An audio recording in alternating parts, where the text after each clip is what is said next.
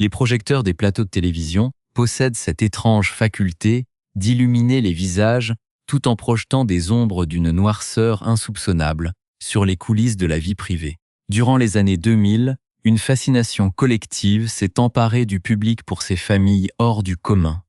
dont le quotidien, autrefois intime, devenait soudainement le divertissement de millions de foyers à travers le monde. On se souvient de ces sourires impeccables, de ces rires d'enfants résonnant dans des maisons de banlieue idylliques, et de cette apparente harmonie domestique orchestrée pour les caméras de la télé-réalité naissante. Tout semblait parfait dans ce monde de papier glacé où chaque événement, de la simple préparation du petit déjeuner aux grandes vacances estivales, était méticuleusement capturé, monté et diffusé pour susciter l'admiration et l'empathie d'un public friand d'authenticité factice. Pourtant, derrière les sourires de façade et les contrats publicitaires lucratifs, une toute autre réalité se dessinait, tapie dans le secret des chambres closes et des non-dits familiaux. Le prix de la célébrité précoce est un fardeau, dont on ne mesure les conséquences que bien des années plus tard, lorsque les enfants grandissent et que les caméras finissent par s'éteindre, laissant place aux règlements de compte et aux traumatismes enfouis.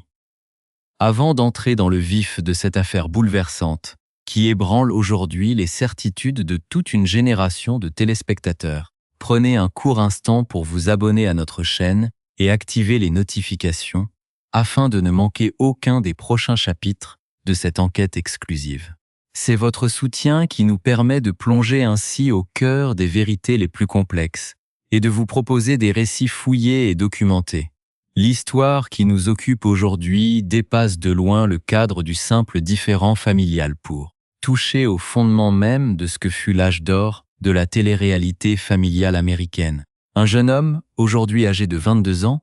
a décidé de rompre définitivement le silence et de jeter un pavé dans la mare des illusions médiatiques en lançant un défi sans précédent à celle qui l'a mise au monde. Ce face-à-face, proposé non pas dans l'intimité d'un salon, mais sous l'œil inquisiteur de la technologie moderne, résonne comme un cri de détresse et une exigence absolue de justice. En proposant de se soumettre mutuellement à un test au détecteur de mensonges, ce fils blessé cherche à confronter une mère devenue, pour beaucoup,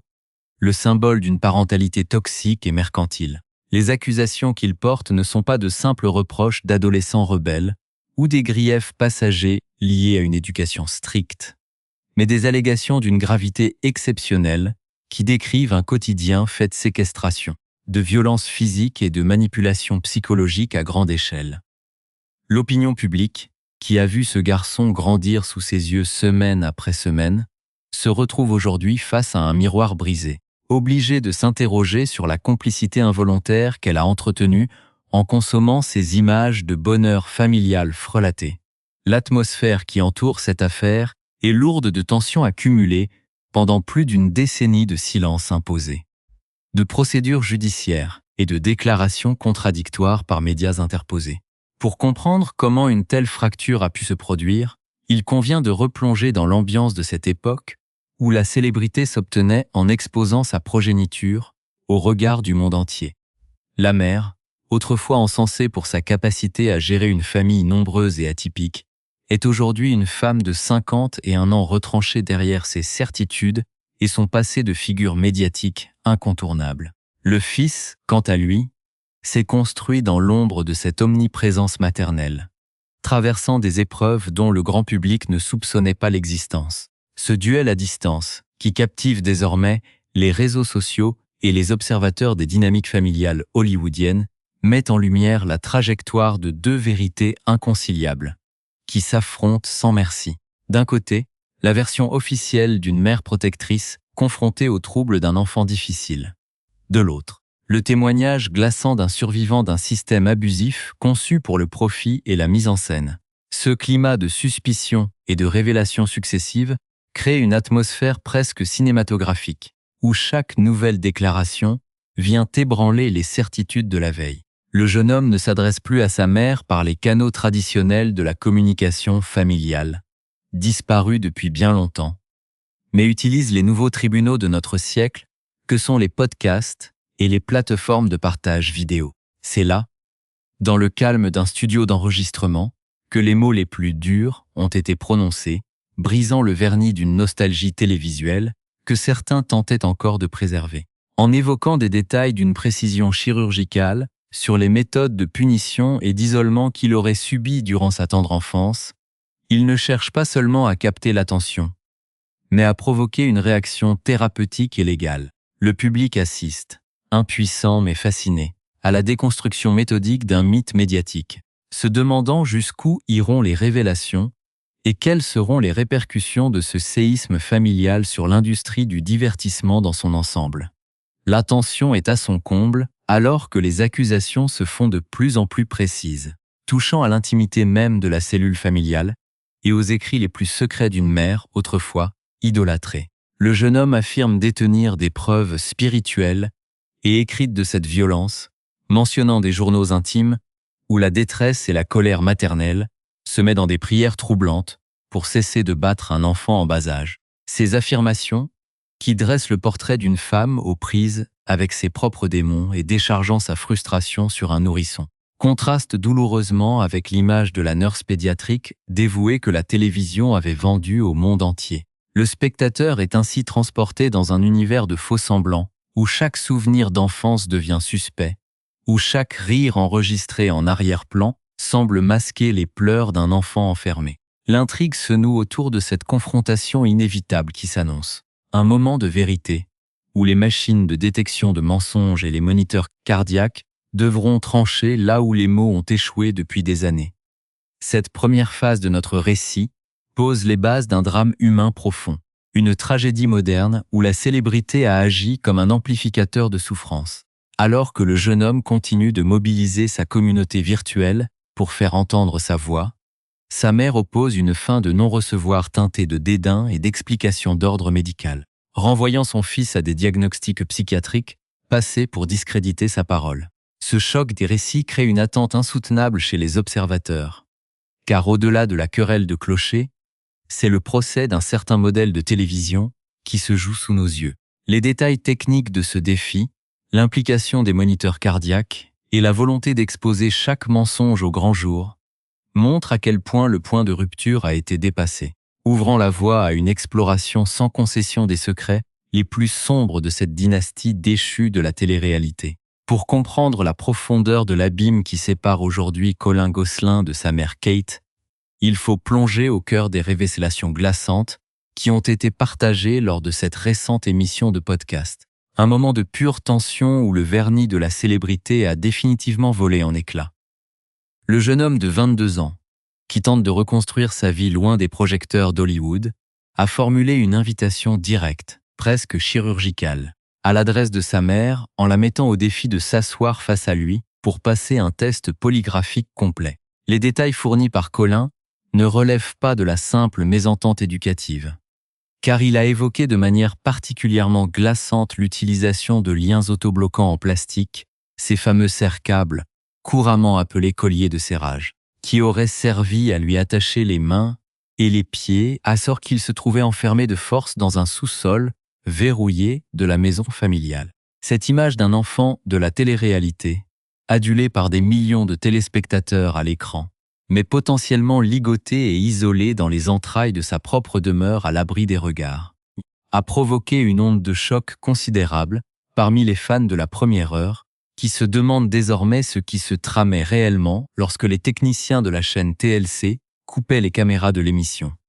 Colin Gosselin a insisté sur le fait que ce test au détecteur de mensonges ne devrait pas être à sens unique, affirmant qu'il était prêt à laisser sa mère lui poser toutes les questions qu'elle souhaitait, notamment sur ses relations avec ses frères et sœurs ou sur d'éventuels comportements violents qu'il aurait pu avoir à leur encontre au cours de son enfance turbulente. La démarche du jeune homme se veut totale, transparente et sans échappatoire, puisqu'il exige que les deux protagonistes soient simultanément branchés à des moniteurs cardiaques, à des capteurs de tension et à l'ensemble de l'arsenal technologique permettant de mesurer les réactions physiologiques face à la vérité. Selon ses propres termes, il existe la vérité factuelle et absolue d'un côté, et de l'autre, la version altérée et reconstruite par Kate Gosselin pour préserver son image publique et sa conscience de mère de famille nombreuse. Cette confrontation technologique apparaît comme le seul moyen pour Colin de clore un chapitre douloureux de son existence, en exposant ce qu'il qualifie de mensonge systémique ayant détruit sa réputation et son avenir professionnel. La tension est montée d'un cran lorsque le jeune homme a partagé une autre allégation extrêmement troublante concernant le passé de sa mère, affirmant que cette dernière, alors qu'elle était une jeune mère de famille débordée, écrivait noir sur blanc dans son journal intime qu'elle devait prier Dieu pour obtenir la force d'arrêter de frapper son enfant alors qu'il n'était encore qu'un tout petit âgé de seulement 2 ans. Ces révélations intimes, que Colin utilise pour éclairer la véritable nature de son éducation, dressent le portrait d'un foyer dysfonctionnel où la violence physique sous-jacente contrastait dramatiquement avec le discours lissé des productions télévisuelles de l'époque. Pour Colin, qui rassemble désormais une communauté de près de 200 000 abonnés sur ses comptes Instagram et TikTok, l'utilisation de sa voix et de sa notoriété actuelle est devenue une mission vitale pour mettre en lumière ces traumatismes de l'enfance et pour briser le cycle du silence, imposé par les contrats de confidentialité de l'industrie du divertissement. Point fin. À cette offensive médiatique d'une rare violence. La réplique de Kate Gosselin ne s'est pas fait attendre, bien qu'elle ait choisi d'adopter une stratégie de communication radicalement différente, mêlant le dédain, la condescendance et la psychiatrisation des propos de son fils. Répondant à des commentaires sur la plateforme TikTok, l'ancienne infirmière pédiatrique de 51 ans a balayé d'un revers de main les accusations en affirmant que plus rien ne la surprenait dans ce domaine et que, malheureusement, seuls les parents ayant été confrontés à un enfant atteint de maladie mentale grave pouvaient réellement comprendre la détresse et la complexité de sa situation. En qualifiant implicitement son fils de malade mental, Kate Gosselin tente de discréditer l'ensemble de son témoignage aux yeux du grand public, expliquant que les personnes extérieures n'ont absolument aucune capacité à saisir la réalité de ce qu'elle a traversé, à moins d'avoir vécu une expérience similaire au sein de leur propre foyer. Cette stratégie de défense repose en grande partie sur le lourd passé médical de Colin, que sa mère avait fait interner pendant une période de 22 mois, entre 2016 et 2018, au sein du Fairmont Behavioral Health System, un établissement psychiatrique situé à Philadelphie. À l'époque, Kate Gosselin avait justifié cet isolement prolongé en affirmant que le jeune garçon souffrait d'une multitude de troubles psychologiques et comportementaux majeurs, incluant le trouble bipolaire, l'autisme, le trouble obsessionnel compulsif, le trouble du déficit de l'attention avec hyperactivité, le trouble oppositionnel avec provocation, ainsi que le syndrome de stress post-traumatique. De son côté, Colin, dont les bras sont aujourd'hui recouverts de tatouages arborant un style affirmé de la génération Z, a toujours nié farouchement avoir souffert de ces pathologies, accusant sa mère d'avoir inventé de toutes pièces ces diagnostics psychiatriques dans l'unique but de se débarrasser de lui, de masquer les abus physiques qu'elle lui infligeait et de justifier son exclusion pure et simple de la cellule familiale et des tournages de l'émission. L'impact de ces révélations médicales et de cette guerre de communication a eu des conséquences dramatiques et bien concrètes sur la trajectoire de vie du jeune homme, brisant notamment ses rêves les plus chers à l'âge adulte. En 2023, alors qu'il s'était engagé dans le processus de recrutement pour devenir un marine au sein des forces armées des États-Unis, Colin a été brutalement renvoyé du centre d'entraînement en raison de la non-divulgation de ses antécédents médicaux lors de son inscription. Le jeune homme a publiquement blâmé sa mère pour l'effondrement de sa carrière militaire, l'accusant d'avoir publié intentionnellement des détails sur ses prétendus troubles psychiatriques et ses comportements violents seulement 1 mois avant son intégration, alertant ainsi indirectement les autorités militaires et ruinant définitivement ses chances de servir son pays. Interpellé par ses abonnés sur les réseaux sociaux qui lui suggéraient de poursuivre son fils en justice pour diffamation, afin de laver son honneur, Kate Gosselin a exprimé son impuissance juridique liée à son statut de célébrité, expliquant avec amertume que les lois américaines sur la protection de la vie privée étaient malheureusement bien différentes pour les personnalités publiques. Elle a confié avoir consulté, il y a plusieurs années, un avocat de très grande renommée basé à Los Angeles, alors que d'autres personnes propageaient des affirmations qu'elle qualifiait de folles à son sujet, et que ce spécialiste du droit lui avait signifié que les tribunaux n'accordaient que très rarement réparation pour diffamation aux figures du spectacle. Se décrivant ironiquement aujourd'hui comme une mère au foyer dévouée à ses chiens, Kate Gosselin semble s'être résignée à mener cette guerre de tranchées médiatiques sur le terrain des réseaux sociaux, consciente que le tribunal de l'opinion publique est désormais le seul endroit où se jouera le verdict final de cette tragédie familiale moderne. Pour mesurer pleinement l'ampleur de cette tragédie familiale et l'impact de ce conflit dévastateur sur l'ensemble de la fratrie Gosselin, il est indispensable de replonger dans les origines de cette dynastie médiatique qui a captivé l'Amérique pendant de nombreuses années. Au sommet de sa gloire, entre 2007 et 2010, l'émission de télé-réalité suivait le quotidien hors norme d'un couple entouré de ses jumeaux et de ses sextuplés, atteignant des sommets d'audience historiques avec près de 10 millions de téléspectateurs suspendus à leurs moindres faits et gestes. Ce programme phare de la chaîne TLC avait transformé une simple famille de la classe moyenne en un véritable empire commercial, générant des millions de dollars de profit et propulsant la mère au rang d'icône culturelle de la parentalité moderne. Cependant, cette exposition permanente a agi comme un puissant révélateur des failles du couple, entraînant un divorce acrimonieux et ultra-médiatisé en 2009. Une séparation douloureuse qui a marqué le début de la fragmentation irrémédiable de cette immense famille sous les yeux du public. La cellule familiale s'est alors divisée en deux clans distincts et irréconciliables, les enfants se retrouvant piégés au cœur d'une bataille judiciaire acharnée pour leur garde et leur avenir. Le père, reconverti par la suite en tant que disc-jockey,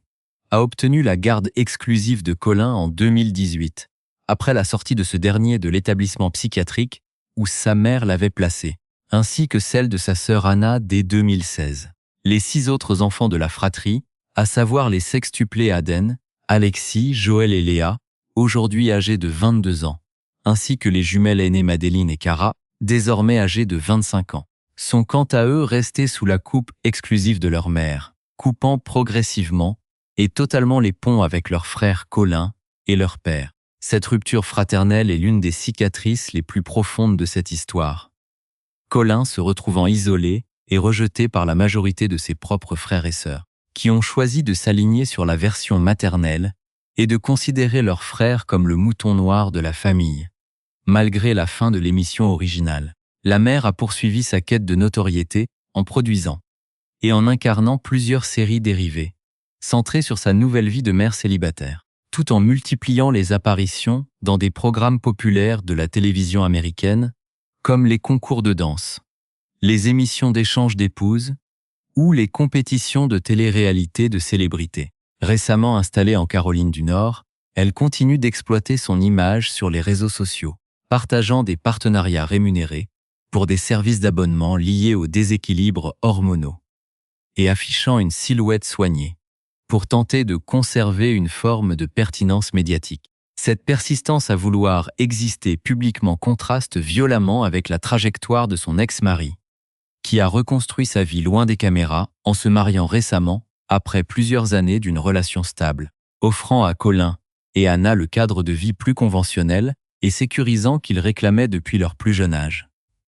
L'affrontement entre la mère et le fils prend désormais une tournure littéraire et médiatique majeure qui promet de secouer à nouveau l'industrie du divertissement dans les mois à venir. Le jeune homme s'apprête en effet à publier un livre de mémoire de plus de 300 pages, intitulé L'ombre de 8, un ouvrage sans concession dans lequel il promet de raconter en détail l'envers du décor de son enfance et les mécanismes de survie qu'il a dû déployer pour traverser la réalité toxique de cette existence surexposée. Cette publication imminente suscite une immense attente chez les observateurs, car elle pourrait contenir des révélations explosives et documenter sur les méthodes éducatives de la mère et sur la complicité des réseaux de télévision qui ont fermé les yeux sur les dérives potentielles du tournage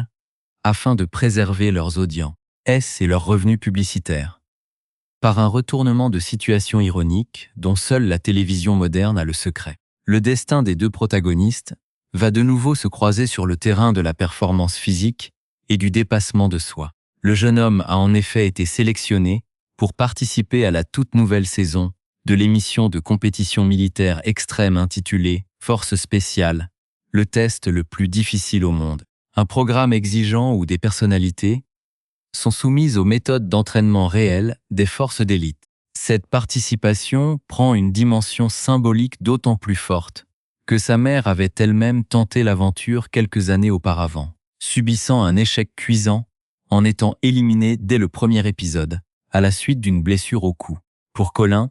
cette émission représente une occasion unique de prouver sa résilience physique et mentale face au monde entier. Une façon de laver l'affront de son renvoi des Marines et de démontrer que les diagnostics psychiatriques brandis par sa mère n'ont jamais défini sa véritable valeur ni sa force de caractère. Cette affaire dépasse largement le cadre d'un simple fait hiver familial pour poser des questions éthiques fondamentales sur les dérives de la péopolisation des enfants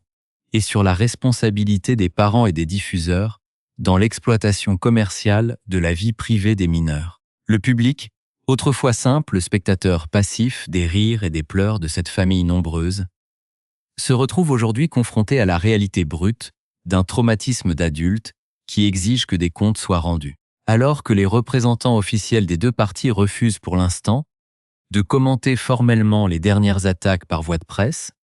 le face-à-face par médias interposés continue d'alimenter les débats sur la toile. La quête de vérité de ce fils blessé, qui réclame justice les yeux dans les yeux, face à une mère retranchée derrière son statut de figure publique intouchable, restera comme l'un des témoignages les plus poignants et les plus sombres de ce que fut l'envers du décor de la toute première génération d'enfants nés sous le regard permanent des caméras de la télévision mondiale.